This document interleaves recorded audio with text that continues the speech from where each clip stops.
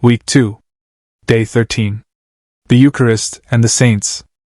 Day 13. Sister Faustina, don't delay. Set your minds on the things that are above, not on earthly things. Colossians 3 verse 2.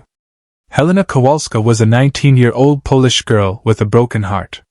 She had recently given up her dream of joining the convent. Her family was against it, and she did not have the financial means to enter on her own. A few months later, on a warm summer night, something mysterious happened. Helena was at a dance with her sister. The party was in full swing when a young man asked her to dance. Determined to move forward with her life, Helena walked out on the dance floor, twirled about, and tried to enjoy the moment. But suddenly, the music seemed to stop. The dance faded away, and Helena found herself face to face with Jesus. "How long will you keep putting me off?" he said to her. Then, just as quickly as the vision has appeared, it faded away. Helena was understandably shaken and unwilling to continue dancing. She believed that God had closed the door on her dream of entering the convent.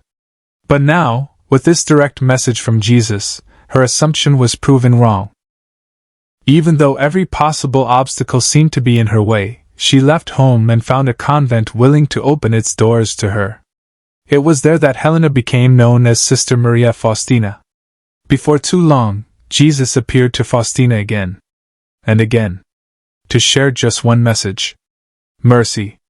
The 20th century was one of the ugliest and deadliest centuries in human history, and, right in the middle of it all, Jesus was sharing a message of mercy through Sister Faustina. In her journal, Sister Faustina wrote, "All grace flows from mercy, and the last hour abounds with mercy for us. Let no one doubt concerning the goodness of God. Even if a person's sins were as dark as night, God's mercy is stronger than our misery. One thing alone is necessary, that the sinner set ajar the door of his heart, be it ever so little, to let in a ray of God's merciful grace, and then God will do the rest." That message of mercy extended, in a particular way, to the Eucharist. During one of her visions, Jesus told Sister Faustina, "When I come to a human heart in Holy Communion, my hands are full of all kinds of graces which I want to give to the soul.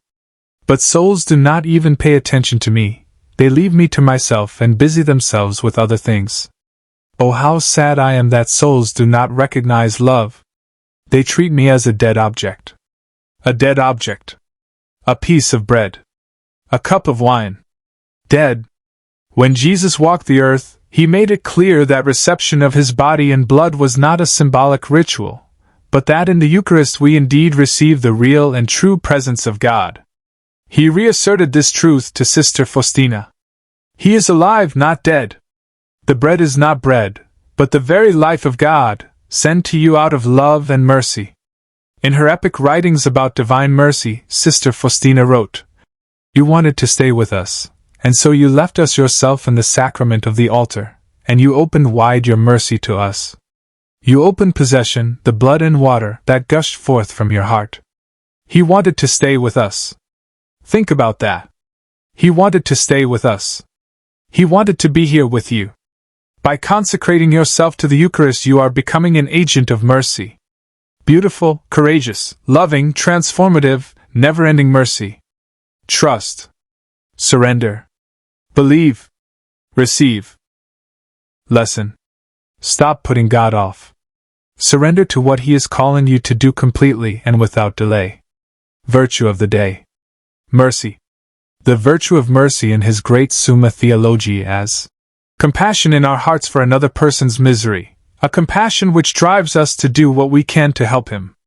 St. 22.30.1 Mercy is a form of temporal and spiritual generosity. Spiritual communion. Jesus. I believe that you are truly present in the most holy sacrament of the Eucharist. Every day I long for more of you. I love you above all things, and I desire to receive you into my soul. Since I cannot receive you sacramentally at this moment, I invite you to come and dwell in my heart. May this spiritual communion increase my desire for the Eucharist. You are the healer of my soul. Take the blindness from my eyes, the deafness from my ears, the darkness from my mind, and the hardness from my heart. Fill me with the grace, wisdom, and courage to do your will in all things.